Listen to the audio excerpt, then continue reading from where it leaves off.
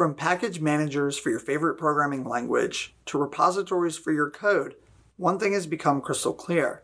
That's that developers need a place where they can collaborate and gain insight into the software that they create. Right? We want to know how things evolve and we want to know how things change. We want to make sure adequate checks are in place and things are tested. In other words, we want to be able to ship reliably and we want to be able to ship often, even if that means deploying on a Friday. But in all seriousness, that can be really hard to do if you don't have the proper infrastructure in place. And that's why we believe the story is no different for a graph at Apollo and why we created the registry. The registry is there to act as a foundation for you, your team, and your graph. Small graphs are going to become big graphs. Graphs that once served a team will start to serve an entire company. And so what happens when you can no longer collaborate around a single schema file or even a single repository? Communication is difficult. That's why Apollo Federation exists. It's why teams all over the world are using CI/CD to deploy software. We need to have checks and balances. You shouldn't have to worry about accidentally deploying a broken graph or exposing private information to the public through introspection.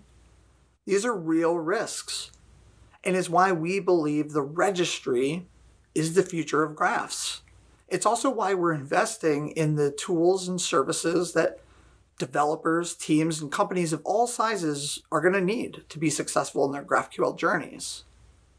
And today, we're going to hear about the things Apollo is doing right now, as well as the things we're working on. But we'll also hear from companies, both large and small, about how Apollo is helping them on their GraphQL journey as they reach for the summit. I hope you enjoy the rest of the keynote. Hey everyone! As developers, our journey with GraphQL typically starts with us finding an example API somewhere and writing some queries. GraphQL is designed to be approachable, but it also has depth, and it always takes some time to get used to, no matter what kind of background you come from. Our example graphs are usually designed to be clean and intuitive. They've specifically been curated to help us learn GraphQL. But as with anything in the real world, real production graphs are seldom like the examples. Our goal at Apollo is to make working with graphs easy for you, no matter how big or small or messy or clean your schemas might be. Apollo invests a lot of time and care into building libraries to help you do this with code, like Apollo Client and Apollo Server. But there are a lot of other tools that we built as well that are slightly less widely known, yet still very much in this free fundamental tooling category that are meant to help you with the work involved in building a data graph that happens outside of writing code. This is work to collaborate and communicate and make information discoverable to other members of your team. So today I want to show you all some of the free tools in Apollo Studio that exist to help you explore graphs, better understand them, and collaborate with your team members on their evolution. And before we dive into the details, here's a quick clip from some Studio users about how these tools are already helping them solve problems today.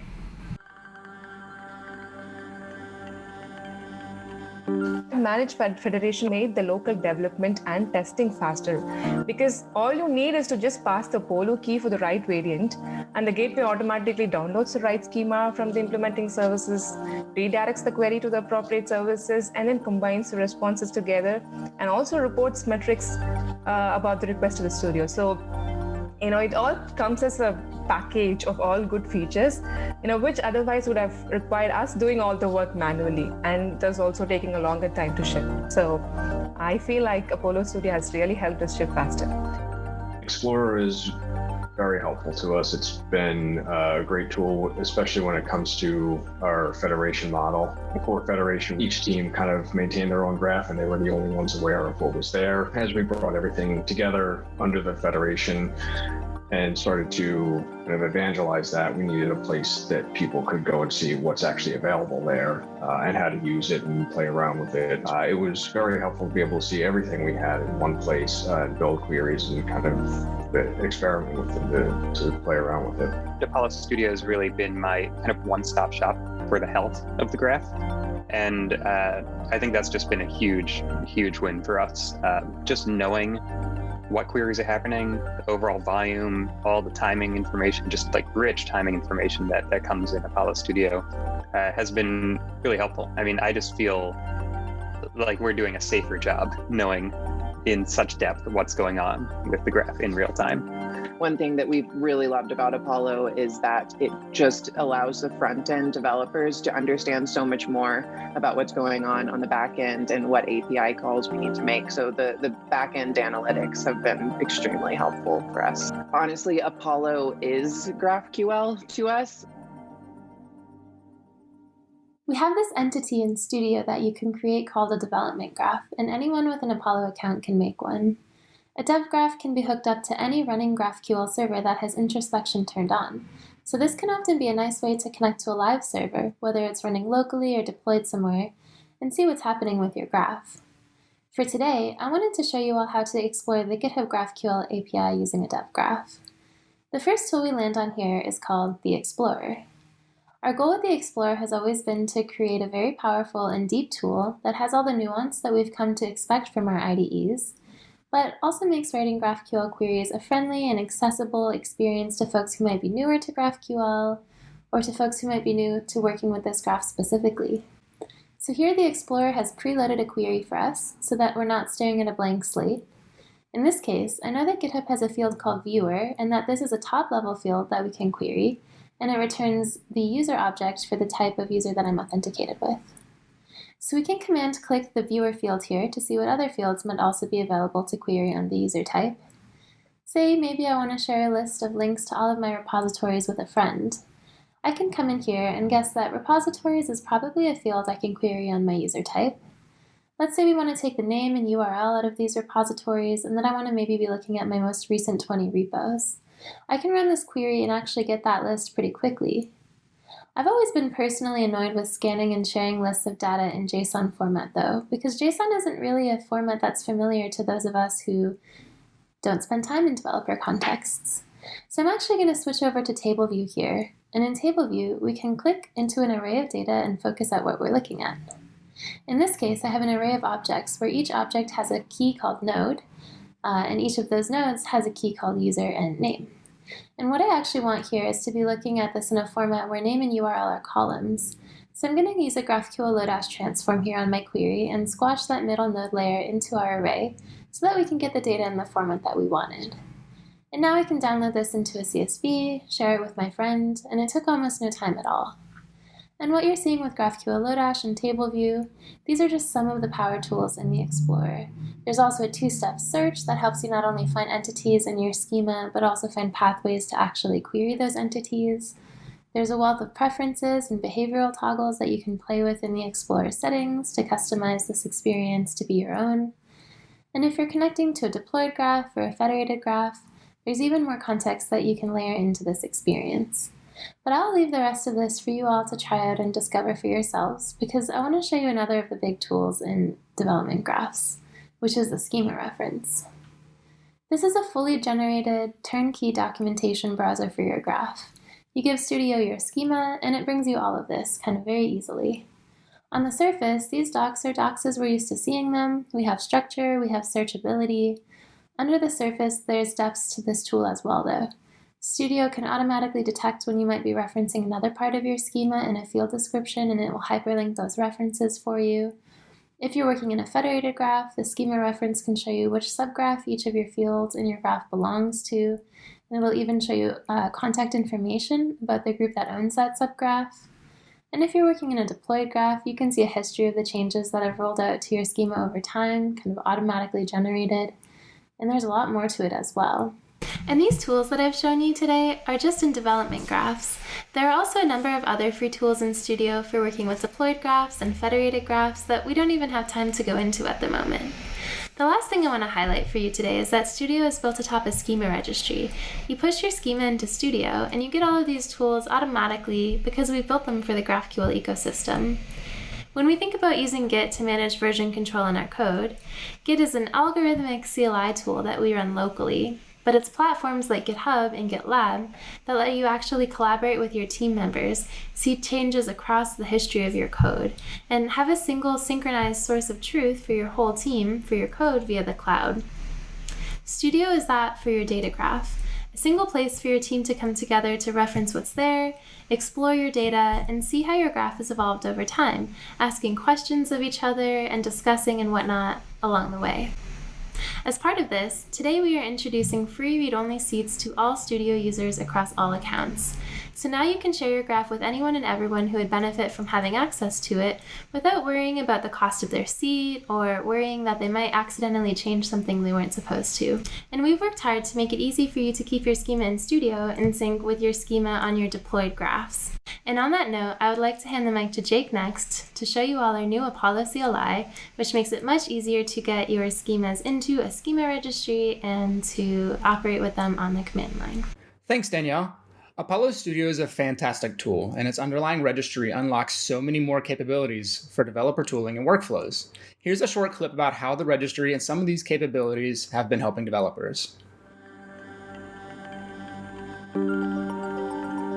The most common problem of a GraphQL server is that with growing data, it becomes a monolith.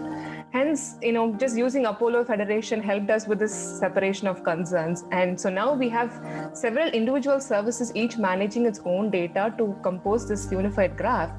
But then the next main challenge is the schema updates and coordination between these multiple services and teams working on a unified graph. So with Managed Federation and Apollo Studio acting as the source of truth, it makes it easier to perform schema validation using the schema checks given by Apollo Studio, and then the schema push from the implementing services, all implemented as part of the CI/CD process itself. So this took a big burden off our shoulders and helped us shipping the service faster. The schema checks have also been really helpful for us in deploying to make sure that we don't break anything and give us a sense of stability every time something rolls out. Not only do we know that what we're rolling out is safe, but we have notifications that tell us what's rolled out. So that's also helped with some cross-team communication as well.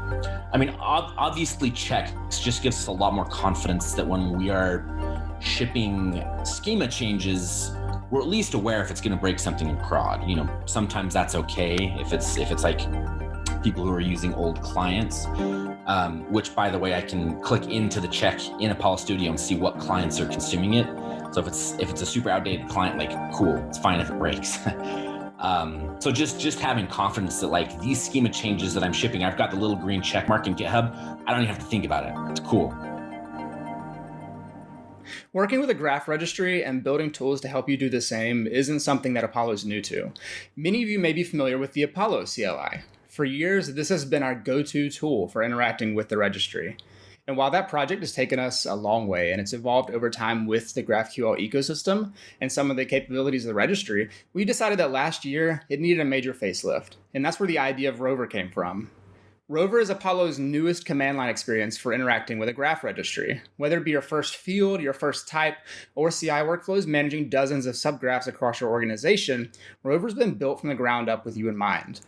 When GraphQL first came onto the scene, it was mostly focused around JavaScript workflows and tooling, so having a tool that was installed primarily through NPM made a lot of sense. But the ecosystem has grown, and JavaScript is now just a piece of the picture. We wanted to make sure that Rover was language agnostic and worked anywhere that you did, including those tricky CI environments. We decided to build Rover using Rust instead of TypeScript like we had been using. Rust's robust and flexible compilation setup has allowed us to build a command line tool that can be used almost anywhere. And it can be installed in almost any environment using just a single command, like you may see with many other command line tools. But once you get it installed, we wanted to make sure that configuration was just as quick and painless as possible. So we built Rover to be configurable using just a single command, which saves your Apollo Studio API key to be used anywhere that you use Rover, meaning no more config files to manage and chase across your projects. The Rover config auth command is interactive, helping you find your API keys in Studio and saving them for you so the key doesn't show up anywhere in your bash history. And if you're using Rover in CI, you can always just use an environment variable instead of that interactive command. Once you get your API key stored, though, it's time to get down to business. So we have a registry that you can store a graph schema in, so let's just do that with the graph publish command. If you're publishing a traditional non-federated graph, this just means running the Rover graph publish command with the graph ID and the variant that you want to publish to, along with a schema source. If the publish is successful, it tells you, along with useful information about the status of your graph. Having a graph published to the registry is just the beginning, though. Since the registry is the source of truth for what a running graph is, we can actually check changes to make sure that changing our schema won't break any clients interacting with our API. So, checking your API changes before publishing makes doing the right thing easy, not just for your team and for your support workload, but also for your clients, because nothing is worse than constantly breaking APIs. Now, earlier, we used a schema file to publish the graph with, but what if your schema isn't defined in a file represented by the schema definition language, or SDL? Maybe your GraphQL framework defines types and fields in code. In that case, we can use Rover's introspect command to build that file for us. Now, introspection, if you're not familiar, is a request that any client can make to learn about a GraphQL's available types and fields. Its response is usually formatted in JSON, but Rover does the work to convert that response to a human-readable schema format known as SDL. So you can immediately use it with other tooling or even Rover, which we'll do here. Since graph introspect outputs to standard out, we can actually just pipe that command's output straight into the graph check command and signify that we want to use standard in as the schema source with a hyphen, similar to how many other CLIs use standard in. And after running this command, you can see from the result of this check that changing the type of the age field from an int to a float would be a breaking change for the consumer's year graph. We can know for sure that this would be a breaking change because the registry has the ability to collect intelligent usage data about our graph. We know exactly how many people are trying to use this field, and we can prevent accidental changes to it. These things have been showing on traditional monolithic graphs, but Rover also works with federated graphs through the subgraph command. This subcommand also includes subcommands for checking the status of subgraphs that have been published to the registry and deleting existing subgraphs, along with all the publishing and checks functionalities that you'd expect. In building Rover, we've done a lot of work to make managing your graphs as straightforward as possible, but Rover doesn't just want to make the right things easy, we want it to make the wrong things hard, and recovering from those wrong things is essential. And that's why we've spent a considerable amount of time on debuggability and error handling in Rover. Another benefit of using the Rust language to build Rover is its strict compiler and error handling capabilities.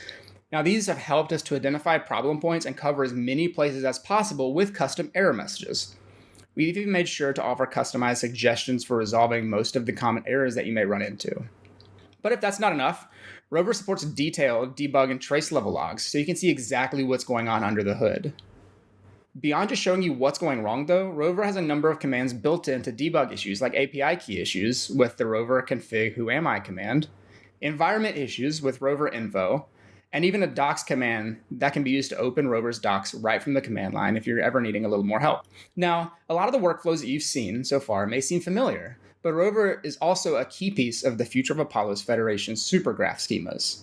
And if you're unfamiliar, a supergraph schema is similar to a normal schema, but it also includes information and metadata for how a graph router should split up requests and route them to subgraphs.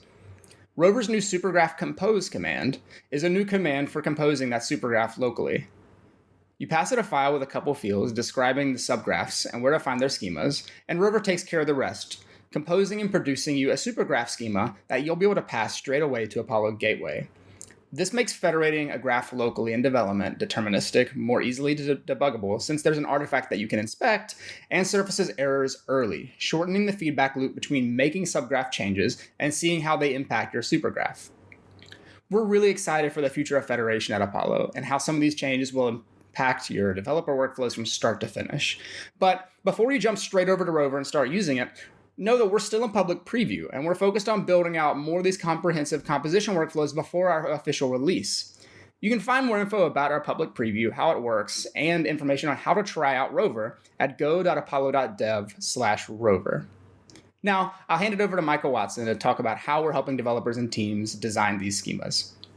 Thanks, Jake. Establishing one graph can be extremely valuable at a company, but it also can be a challenge. And Apollo Federation helps large companies manage multiple graphs and scale their efforts across the organization with a desired governance structure. Multiple teams are adopting Apollo Federation and various Apollo open source libraries to help make building one graph easier. Now let's hear from a couple teams about their architecture and how Apollo fits into it.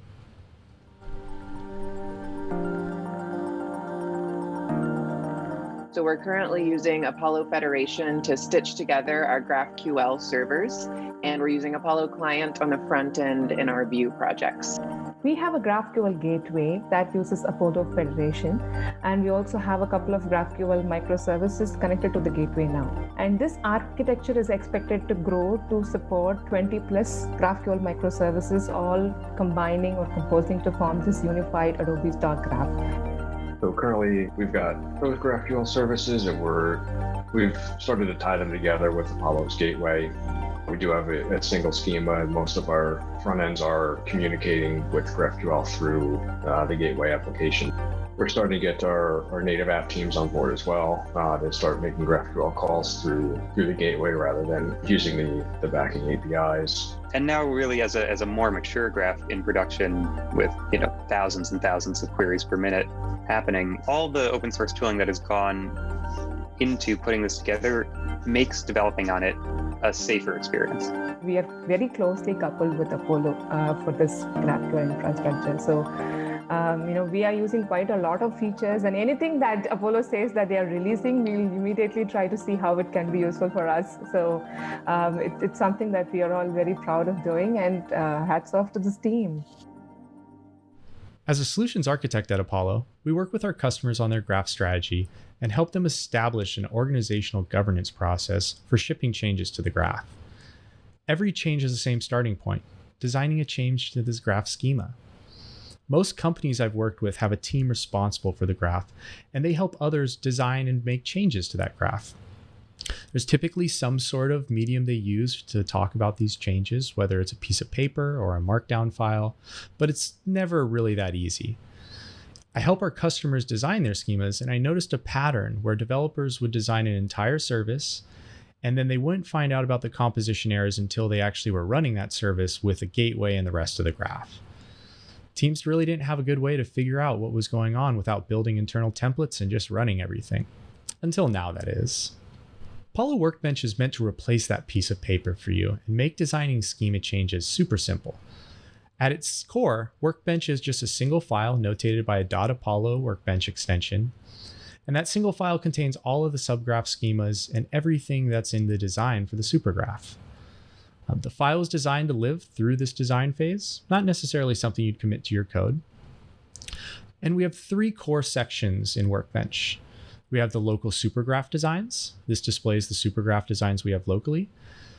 Apollo Studio Graphs, which is the remote supergraphs we have stored in the Apollo Schema registry. And the Apollo Studio Operations, which is our operations that are stored in the Apollo Trace warehouse. And Workbench makes it easy to do things right the first time when designing a federated graph. So let's create a new design and see what I mean. I really want to take a trip to the moon, so let's design a rocket graph. First, we'll create our new design and we'll call it Rocket Graph. Each graph design has a set of subgraphs, and we'll first need to add our first subgraph. We'll call it Rockets. Workbench provides IntelliSense to help you design your schema fast. We'll want to start out by defining a rocket entity, and we can give it a name and a capacity for how many people will be on the ship. And we'll want to expose a way to look up rocket ships on our query. Now, when we save the file, composition runs in the background and updates. We'll be able to view our supergraph schema, which is those composition results. Now that we have a composing graph, let's write out our launches service. There's going to be a lot of people that want to go to the moon. So first, we're going to create our launch service. Then we'll define our launch entity. And then we'll need to expose our launch on our query. Now we'll want to associate our rocket with our launch, and Workbench provides extendable types in the IntelliSense along with whatever the owning service is. So we'll add rocket to our launch now. Now, if we make a mistake along the way, like deleting the external, Workbench is going to provide composition errors right in the problems panel of the extension. Now that we have our schema designed, we may want to understand what it looks like from the client side of the picture. It could be something that we want to scope our design changes to based on a specific client scenario. Now we can add an operation into our Workbench design. Workbench will provide IntelliSense when you're writing your query based on whatever your design was. So we can add into our query here, And we can view the query plan to understand what the execution path is going to be across that.